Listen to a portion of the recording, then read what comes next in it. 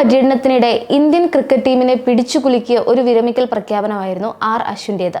ഇന്ത്യയും ഓസ്ട്രേലിയയും തമ്മിലുള്ള ബോർഡർ ഗവാസ്കർ ട്രോഫി 5 മത്സര ടെസ്റ്റ് ക്രിക്കറ്റ് പരമ്പരയിലെ 3-ാം മത്സരത്തിന് ശേഷമായിരുന്നു അശ്വിൻ തികച്ചും അപ്രതീക്ഷിതമായി രാജ്യാന്തര ക്രിക്കറ്റിൽ നിന്ന് വിരമിച്ചത്.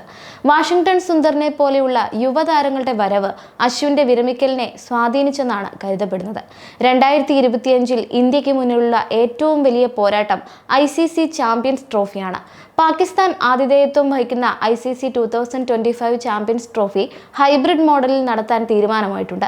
അതായത് ഇന്ത്യയുടെ മത്സരങ്ങൾ നിഷ്പക്ഷ വേദിയിലായിരിക്കും എന്ന് ചുരുക്കം. ICC ചാമ്പ്യൻസ് ട്രോഫിയിൽ ഇന്ത്യൻ ടീമിൽ ആരൊക്കെ ഉണ്ടാകും എന്നതിനെക്കുറിച്ചുള്ള ചർച്ചകൾ ഇപ്പോൾ സജീവമായിട്ടുണ്ട്. രവീന്ദ്ര ജഡേജ ഇന്ത്യൻ ടീമിൽ ഉണ്ടാകുമോ എന്നതാണ് നിലവിലെ സുപ്രധാന ചോദ്യം. രവീന്ദ്ര ജഡേജയുടെ ഏകദിന ടീം സ്ഥാനത്തിനും ഭീഷണിയുണ്ട്. ജഡേജയ്ക്ക് ഭീഷണിയായി 2 സ്പിൻ ഓൾറൗണ്ടർമാർ ഏകദിന ടീമിലേക്ക് എത്തി നിൽപ്പുണ്ട്. വാഷിംഗ്ടൺ സുന്ദറും അക്സർ പട്ടേലുമാണ് രവീന്ദ്ര ജഡേജ ഒഴിച്ചിടാൻ ഒരുങ്ങുന്ന ഏകദിന ടീമിലെ പ്ലേയിങ് 11 സ്ഥാനത്തിനു വേണ്ടി പുറത്ത് കാത്തു നിൽക്കുന്നത്.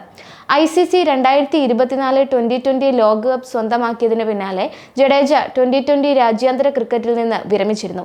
2023 ICC ഏകദിന ലോകകപ്പ് ഫൈനലിന് ശേഷം ജഡേജ ഇതുവരെ ഏകദിന മത്സരങ്ങളിൽ ഇറങ്ങിയിട്ടില്ല. 2023 ലോകകപ്പ് സമയത്ത് ഇന്ത്യയുടെ 1-ാം നമ്പർ ഓൾറൗണ്ടർ ആയിരുന്നു ജഡേജ. ഇന്ത്യക്ക് വേണ്ടി അദ്ദേഹം 197 രാജ്യാന്തര ഏകദിന മത്സരങ്ങൾ കളിച്ചിട്ടുണ്ട്. 2756 റൺസും 220 വിക്കറ്റും ജഡേജ ഏകദിന ജേഴ്സിയിൽ സ്വന്തമാക്കിയിരുന്നു.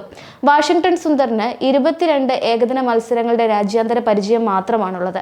315 റൺസ് നേടി 23 വിക്കറ്റ് സ്വന്തമാക്കിയിട്ടുണ്ട്. അക്സർ പട്ടേൽ 60 ഏകദിന മത്സരങ്ങളിൽ ഇന്ത്യയുടെ പ്ലേയിങ് 11-ൽ സ്ഥാനം നേടിയിട്ടുണ്ട്. 568 റൺസ് സ്വന്തമാക്കുകയും 64 വിക്കറ്റ് വീഴ്ത്തുകയും ചെയ്തിട്ടുണ്ട്.